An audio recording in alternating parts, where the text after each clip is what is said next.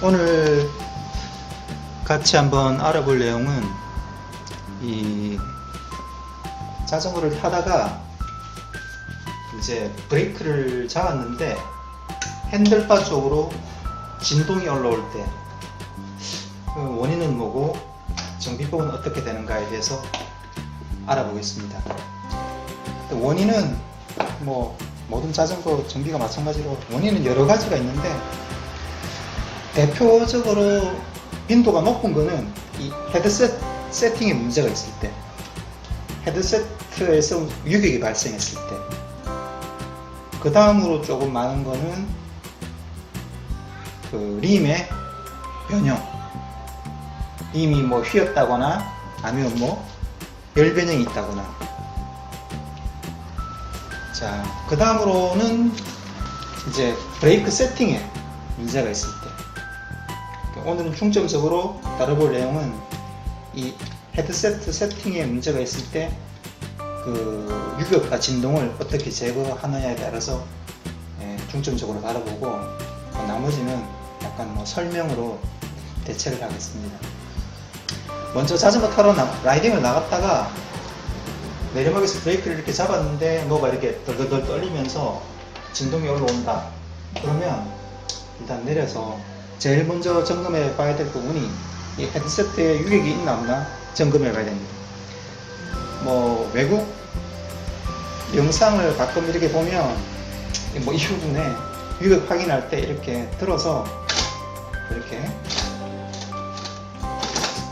소리를 이렇게 들어보고 뭐 유격이 있나 없나 이렇게 확인하는 방법을 소개하기도 하는데요. 그렇게 많이 풀리는 경우는 그리 잘 없습니다. 이제 이거 소리로 확인하기는 뭐 물론 지금 많이 인위적으로 이럴 수 있다를 보여주기 위해서 많이 풀어놔서 뭐 이렇게 소리가 이렇게 심하게 이렇게 나지만, 근데 이 유격에 의한 진동은 미세하게 풀려도 이렇게 날 수가 있습니다. 그렇기 때문에 뭐 다른 영상에서도 소개를 많이 하지만 그때는 유격을 어떻게 확인하냐면은 예전에 이건 뭐 일상 점검 영상에서도 뭐 설명을 했더랬죠. 이렇게 맨손으로 브레이크를 잡고 이 프레임과 헤드셋이 연결되는 부분에 손을 올려놓고 자전거를 앞뒤로 이렇게 흔들어 봅니다. 그러면 지금 이렇게 많이 풀어놔서, 자, 이거 보이나요? 이렇게 껐덕껐덕거리는 게 보일 정도지만, 이렇게 확인하면 미세하게 풀린 것도 쉽게 확인을 할 수가 있습니다. 앞브레이크를 잡고 이렇게 흔들어 보면, 자, 이때는 이 헤드세트를 다시 이렇게 정비를 해줘야 되는데요.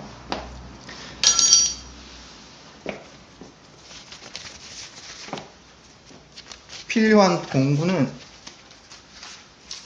이거는 육각렌치가 필요합니다. 제조사마다 이 볼트 사이즈가 다 달라서 몇 밀리라고 말씀드릴 수는 없고, 헤드세트를 이거 다시 정비하는 데 쓰이는 볼트는 우리 휴대용 공구에도 이 정도 정비할 사이즈는 다 있습니다. 자, 순서가 중요한데요. 이렇게 유격이 확인되면 먼저 스템을 고정해 놓고 있는 볼트를 풀어야 됩니다. 자, 그리고 시계 반대 방향으로 돌려주고, 그래서 한 두서너 바퀴 다 제거할 필요는 없습니다. 반대쪽도 마찬가지.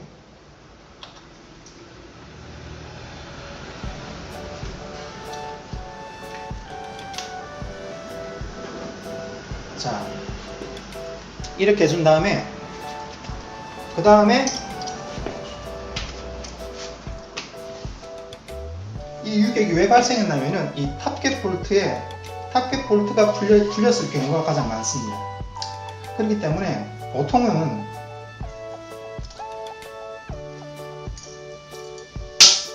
육각렌치로 이렇게 풀린 볼트를 다시 살짝 이렇게 돌려줍니다. 지금은 유격을 이렇게 보여주기 위해서 많이 풀었기 때문에 여러 바퀴 돌리지만 아마 실제 정비 상황이 발생했을 때는 보통의 경우는 이렇게 많이 돌리지 않아도 고정을 할 수가 있습니다. 지금 어쨌든 지금은 뭐 이렇게 싹 돌리다가 이렇게 저 힘을 딱 받는 지점에서 살짝만 더 돌려주고 멈춰봅니다. 멈춰준 다음에 다시 점검을 해봐야 되겠죠. 아까처럼 브레이크를 잡고 앞브레이크를 잡고 스템하고 스템이 아니죠. 프레임하고 프레임 헤드튜브하고 이 헤드세트의 부품이 접촉하는 지점, 만나는 지점에 손가락을 이렇게 올려놓고 흔들어 봅니다. 자, 유격이 없어졌습니다. 보면 보이나요? 확인을 할 수가 없으니까. 자, 이렇게 살짝 조여주면서 유격을 확인하고 그 상태에서 이렇게 조향이 부드러운가. 가끔 어떤 자전거의 경우에는, 모든 자전거가 그렇다는 아니지만 어떤 자전거 같은 경우에는 이 볼트를 너무 세게 조으면 이 조향이 뻑뻑할 수가 있습니다. 자, 뻑뻑하지 않고 이렇게 유격 없는 지점을 찾아야 됩니다. 자, 이 볼트의 역할은 이렇게 포크를 잡고 있는 역할입니다. 잡고 있는 역할이고, 이 핸들바를 이렇게 고정하는 거는 이 스템 좌우 볼트가 맞습니다. 오해를 하셔서 가끔 이 볼트를 과하게 조이시는 분이 있는데, 이 볼트는 힘을 계속 조여주면 문제가 발생하게 됩니다. 그거는 조금 이따가 설명을 드리겠습니다. 자, 이렇게 탑캡 고정 볼트를 조여준 다음에 이제 그 다음 작업은 이제 이 스템과 이 휠셋이 일직선이 되게 이렇게 딱 맞춰준 다음에, 지금 이 상태에서는 이렇게 뭐 핸들이 막 이렇게 돌아갑니다. 바퀴가 이렇게 삐딱하게 되기도 하죠. 이게 정상입니다. 정상입니다. 그 상태에서 이제 이렇게 스템과 휠셋이 일직선이 되게 한 다음에, 그 다음에 이제 이 좌우 볼트를 고정을 해줘야 되겠죠.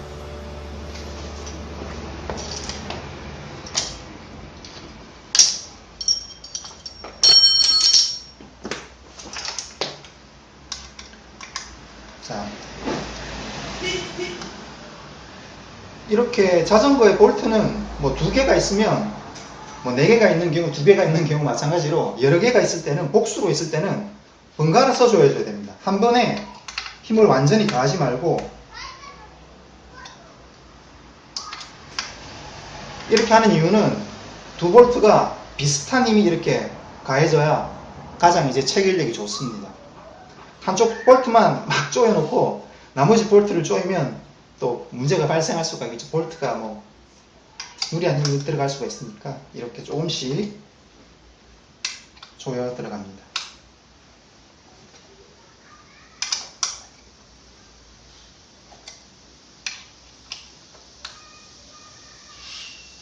자, 이렇게 마무리하고 난 다음에 다시 유격이 있나 없나 확인해보고, 핸들바가 이렇게 부드럽나 확인해보고 하면 이렇게 작업이 끝나게 되는데, 왜 이 탑캡 볼트를 세게 조이면 안 되냐고 했냐면은, 자,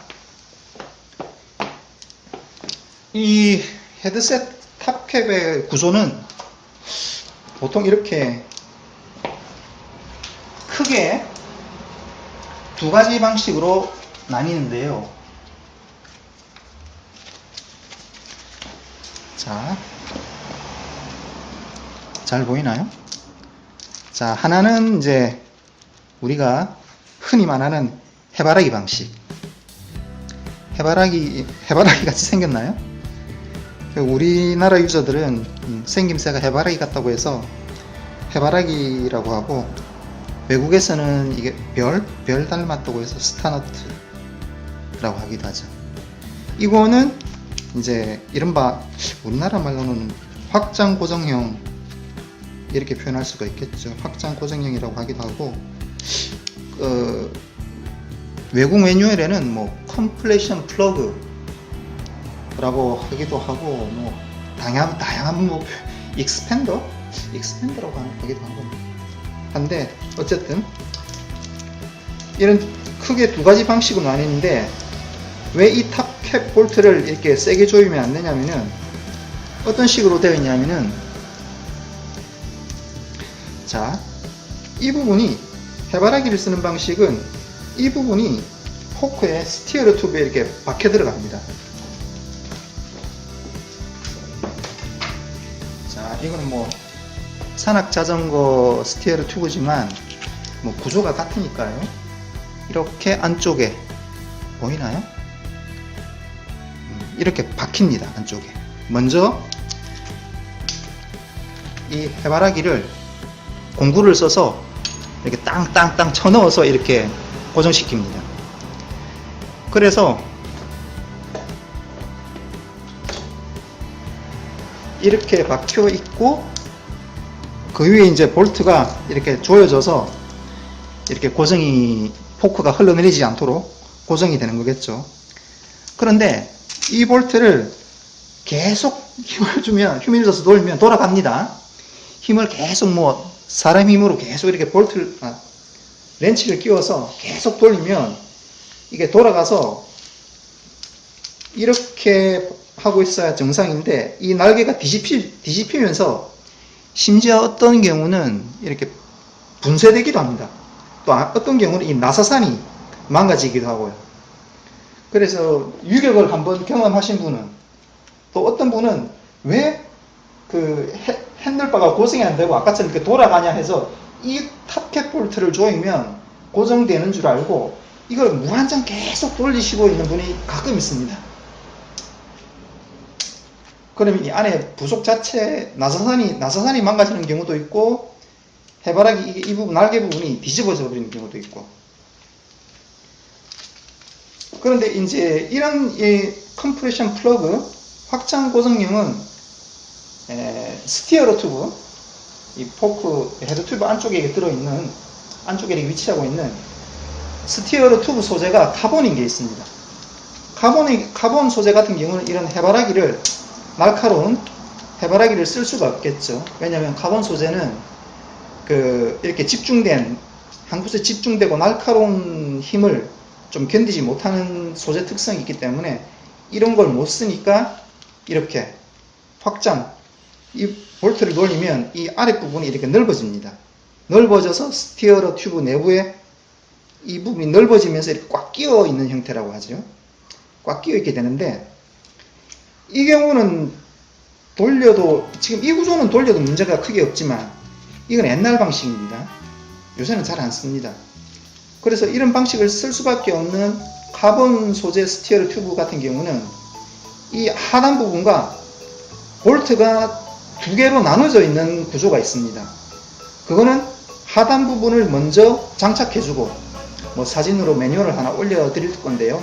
구조를 한번 유심히 보십시오. 그거는 하단 부분을, 이 확장되는 부분을 먼저 끼워주고 설치를 해주고, 그 위에 고정 볼트는 너트를 다시 쓰는 방식인데,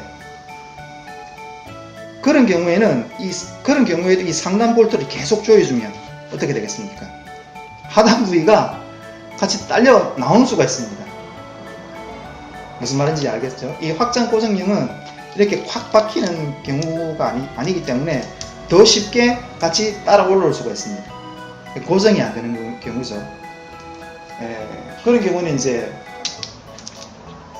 유격이 반복될 수밖에 없죠. 원리를 잘못 알고 이 볼트를 너무 이렇게 계속 조이다 보면. 그래서 이 볼트는 아까 설명한 것처럼 조금씩 조여주면서 유격이 있나 없나 확인하고 이렇게 조여주는 정도를 멈추는 그런 방식으로 세팅을 하게 됩니다. 어떤 분은 답답하다고 몇 NM으로 조이면 되냐, 토크 값을 이렇게 궁금해 하시는 분이 가끔 있는데, 제조사마다 약간씩은 다르지만 어떤 데는 3NM, 어떤 데는 4NM 정도 값을 제시하는 경우가 있는데, 토크 값이 그렇게 높지 않죠. 그런데 그런 또 상당수의 매뉴얼에는 그런 토크 값을 아예 적시하지 않는 경우도 많습니다. 왜냐하면 이제 이런 식으로 좀 전에 설명했던 방식대로 세팅을 해야 되기 때문에, 그게 이렇게 하는 게 가장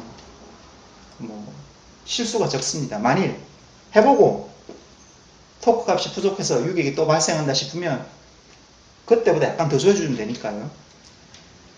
어쨌든 예, 이런 식으로 하면 이제 응급처치는 될 수가 있겠죠. 자, 그런데 그 다음으로 이제 생각해 볼 문제가 뭐냐면은 이런 유격이 계속 반복될 때가 있습니다. 그때는 어떤 때냐면은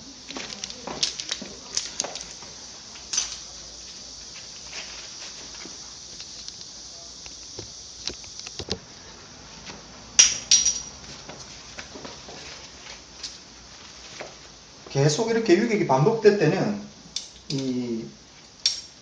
마찬가지로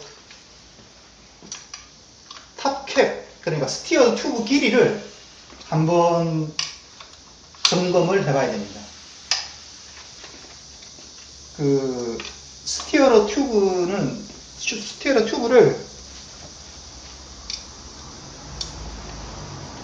이렇게 적당한 길이가 아니고 조금 길게 커팅이 됐을 경우에는 유격이 반복될 수가 있습니다. 자, 무슨 말씀이냐면은, 자, 보이나요? 요 검정색 말고 이 흰색 부분이 포크의 스티어 튜브 부분입니다. 뭐 스티어 튜브라고 하기도 하고 스티어 튜브라고 하기도 하는데, 요 스템, 검정색 부분은 스템이죠. 그 사이에 뭐라 그래야 돼? 이거 낙차라고 해야 되나요? 단차라고 해야 되나요? 단차가 살짝 있습니다. 3mm 정도. 3mm 정도가 있는데 이게 3mm 정도가 적당합니다. 근데 이게 커팅하는 과정에서 이제 약간 이렇게 실수나 약간 뭐 경험이 없어서 약간 이게 높게 잘려서 조립된 경우 곰곰이 한번 생각해 보십시오. 그러면 이게 뭐 높이가 같거나 너무 여유가 있는 게 아니고 약간 더 길게 이렇게 됐을 경우에는 고정이 잘 안 됩니다. 가령 이제 생각을 해보면 그렇게 어려운 구조가 아닌데 스티어 튜브가 이렇게 튀어나와 있다고 한번 생각해 보십시오. 그러면 이걸 끼워도 아무리 고정해도 스템이 이렇게 흔들흔들 이렇게 유격이 있겠죠. 그러면 유격이 제거가 될 수가 없겠죠. 자, 그렇기 때문에 이 부분이 스티어 튜브 길이가 길어서 유격이 계속 반복될 때는 해결하는 방법은 두 가지 정도가 있습니다. 하나는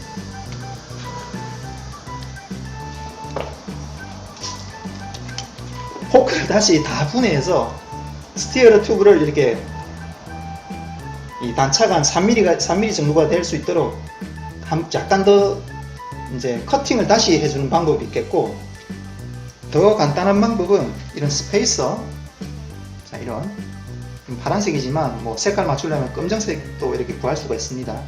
뭐 3mm 정도 적당한 길이, 예, 스페이서를 이렇게 위에 하나 올리고 이렇게 조립해주면 스티어 튜브가 길어서 이제 그 고정이 잘 안되는 문제는 간단하게 해결할 수가 있습니다. 물론 스페이스를 밑에 끼울 수도 있지만 밑에 끼우면 이게 피팅이 달라지겠죠. 핸들바 이게 높이가 높아지니까. 그래서 이제 이렇게 위에 끼웁니다. 뭐 피팅에 관계 없다면은 뭐 밑에 끼워도 됩니다. 이거 이 상태에서 이거 당기면 스템이 분리되기 때문에 다시 이거 밑에 끼우고 이렇게 해주면 적당한 이렇게 단차가 생기게 되겠죠. 그래서 아까 했던 것처럼 다시 위에부터 조여주고 이제 유격 있나 없나 확인하고 다시 좌우 볼트를 체결해주면 문제가 해결되겠죠. 아무래도 이 방법이 아마 나을 겁니다. 이 포크 전체를 다 분해해서 다시 이제 커팅해주고 하는 것보다는. 자, 그 다음에 마찬가지로 이제 확장 고정형, 그러니까 컴플리션 플러그 방식을 쓸 때도 유격이 반복될 수가 있습니다. 왜 그러냐면은 이 구조 자체가 그 해바라기 아까 저게 날카로운 것만큼 보다는 체결력이 떨어질 수밖에 없습니다. 이게 확장돼서 이렇게 벽에 이렇게 꽉 끼워서 이렇게 고정되어 있다 보니까 아무래도 체결력은 떨어집니다. 그렇다 보니까 요새는 뭐 이 부분은 확장되는 부분, 이걸 뭐라 하더라, 익스펜더라고 하기도 하고 뭐 익스펜션 슬리브라고 하기도 하죠. 이 부분을 막 이렇게 빗금 치고 막 이렇게 뭐 거칠거칠하게 만들어서 이렇게 체결력을 높여 놓은 그런 부속도 있죠. 어쨌든 그런 경우에는 이 하단 부위가 고정이 느슨하게 된 경우에는 이 탑캡 볼트를 조여도 이렇게 같이 이렇게 풀리게 되니까 계속 이제 유익이 반복되겠죠. 그때는 하단 부위, 이제 요새는 이거 같은 경우 이런 구조는 잘 안 씁니다. 이 사진이나 아까 뭐 매뉴얼 보여드렸다시피 하단 고정부, 상단 탑캡 볼트나 너트 이렇게 분리되어 있는 경우가 많습니다. 그때는 유격이 계속 반복되면 아까 시키는 대로 이렇게 정비를 해도 똑같은 유격이 계속 이렇게 반복되면 문제는 이 하단 부분이 좀 느슨하게 고정됐기 때문에 그런 겁니다. 그렇기 때문에 하단 부분부터 확실히 조여주고 간단하게 고정한 다음에 그 다음에 이 탑캡 볼트를 고정해 줘야 되겠죠. 자, 그 다음으로 이제 또 진동이 올라오는 이유는 이 림의 변형. 그러니까 뭐 알루미늄 합금림 같은 경우는 열 변형은 좀 그렇게 없고요. 그 보통 뭐 충격이나 이 스포크, 리플 오래 쓰다 보면 이게 충격을 받아서 이렇게 풀리죠. 풀려서 림이 이렇게 꿀렁꿀렁 이게 변형된 경우, 이제 그때 특정 구간에서 이렇게 변형이 심하면 브레이크를 잡으면 그 부분이 이게 턱턱 걸려서 진동이 올라오게 되겠죠. 그거 확인하는 방법은 크게 어렵지 않죠. 이렇게 자전거를 들고 이 림과 브레이크 패드 사이를 이렇게 보면서 돌리면서 이렇게 관찰을 쫙 이렇게 해보면 이 사이를 관찰해 보면 특정 부위가 이렇게 닿았다 안 닿았다 이렇게 떨어졌다 멀어졌다 하는 부분이 있으면 그 부분을 이렇게 이제 잡아줘야 되겠죠. 그건 필터링이라고 하는데 이제 그 필터링은 뭐 다뤄야 될 내용이 너무 길어서 차일피일하고 있는데요.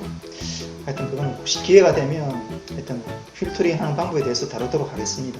근데 그거는 뭐 오늘은 하기가 그 내용은 너무 길어서 그렇고, 만약 그런 증상이 있다면 그 부분을 이제 필터링을 해줘야 되겠죠. 자전거 정비 전문점에 가서 의뢰를 한다거나 뭐 직접 할 수 있다면 직접 하면 되고 그렇습니다. 그거는 뭐 다음에 혹시 기회가 있으면 더 자세히 다루도록 하겠습니다. 그건 너무 길어서 오늘은 생략을 하겠습니다. 그 다음에 또 진동이 올라올 수 있는 게 브레이크 세팅. 이제 특히 뭐 브레이크 패드가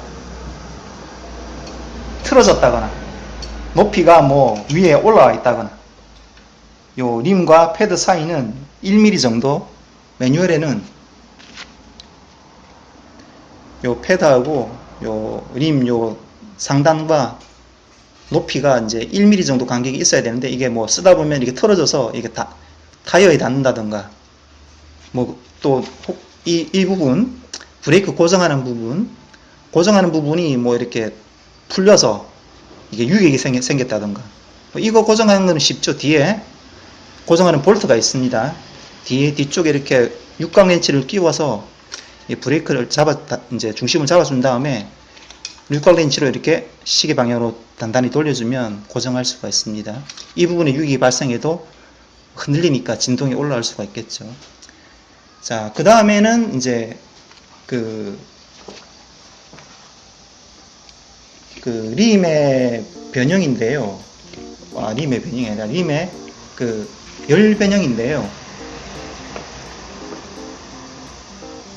뭐 가장 이렇게 요즘은 그렇게 또 기술 수준이 또 높아져서 많이 줄었지만은 그래도 이제 그 열 변형이 발생했다는 예가 가끔씩 이렇게 올라오기도 하죠. 그 주로 보이는 데는 이제 카본 크린처 방식에서 이렇게 열 변형이 이렇게 생기고는 하죠. 그 라이딩 갔는데 긴 내리막이 있는 코스에서 브레이크를 오래 잡고 내려왔다. 근데 그 다음날 브레이크를 이렇게 잡아보니까 턱턱턱 하는 느낌이 나면서 뭐가 걸리는 느낌이 나면서 이렇게 핸들바로 진동이 올라온다 하면은 림을 이렇게 잘 관찰을 해봐야 되겠죠. 물론 이거는 뭐 카본림이 아니지만 카본림의 이제 유심 이렇게 림 이 표면 브레이크 패드와 림이 닿는 표면을 이렇게 유심 이렇게 살펴봐서 없던 무슨 흠집 같은 거나 약간 눌러 붙었다고 해야 되나요? 예, 없던 뭐 상처나 뭐 이상 현상이 없나 쭉 살펴봐야 되겠죠. 그래서 눈으로 봐도 확인이 이거는 열 받아서 이렇게 뭐 뭉개졌구나 하는 정비 입문자가 봐도 이렇게 표가 나는 경우도 있지만 그 정도가 미세해서 잘 확인을 할 수가 없을 경우도 있습니다. 그때는 타이어하고 튜브를 제거하고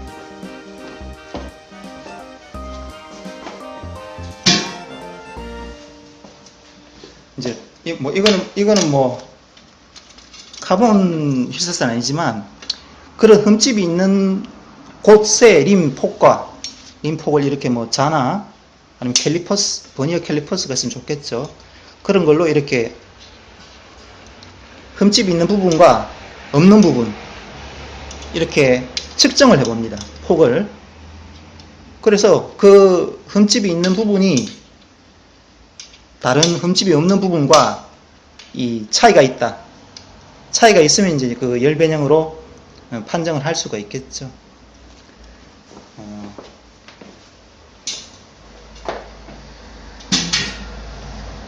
그런 열 변형이 있는 부분에 이제 브레이크가 턱턱턱 하면서 걸리니까 이렇게 진동이 올라오게 되는 겁니다. 이제 그때는 뭐 워런티 기간이면 워런티 신청을 하면 되고, 뭐 불가피한 사정 때문에 뭐 워런티를 못 받게 되는 상황이면 이제 요새는 뭐 사설 카본 부품 수리 업체가 많으니까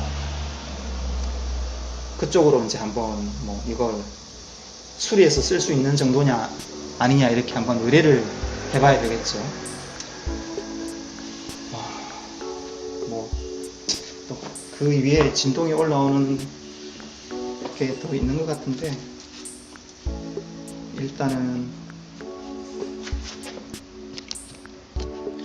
그 정도로 하려고 하다가 갑자기 뭐 생각이 나서 산악자전거도 그 비슷하지만 뭐 헤드셋 구조가 뭐 로드바이크하고 크게 다르지 않은 게 아니라 뭐 같으니까 똑같은 방식으로 정비합니다. 그 다음에 이제 로드바이크하고 다르게 유격이 발생하는 이제 진동이 올라올 수 있는 원인은 이렇게 서스펜션 포크 이 하단 부분 이 부분 안쪽에 오래 쓰다 보면 이 안쪽에 부속 이름을 까먹어 버렸네요. 이 스텐션 튜브를 이렇게 작동하는 부분에 잡아주는 부분이 있는데 그 부분의 부속이 이게 다르면 이 하단 레그가 이렇게 껐덕껐덕 유격이 생깁니다. 그러면 이제 진동이 이렇게 브레이크 잡으면 올라오죠. 그래서 산악자전거는 그런 차이가 조금 있다는 거. 그 다음에 마찬가지로 뭐 디스크 브레이크 세팅이 이제 잘 안 됐을 때 한쪽으로 이렇게 캘리퍼가 치우쳐져 있거나 아니면 로터의 변형이 심하다거나 하면 뭐 그것 때문에 이렇게 진동이 올라오기도 하죠. 뭐 영상 하나에 모든 걸 다 담을 수 없기 때문에 뭐 최대한 자세하게 설명하려고 해도 뭐 개인적인 뭐 한계를 약간 이렇게 느낄 때가 많습니다. 부품 같은 경우나 뭐 자전 같은 경우도 다양하게 이렇게 소개를 해드렸으면 좋겠는데 뭐 사정이 뭐 여의치가 않네요. 어쨌든 이제 더위도 조금 한풀 꺾인 것 같고 조금 있으면 라이딩하기 좋은 계절이 올 것 같습니다. 안전하고 즐거운 자전거 생활 이어가시길 바랍니다.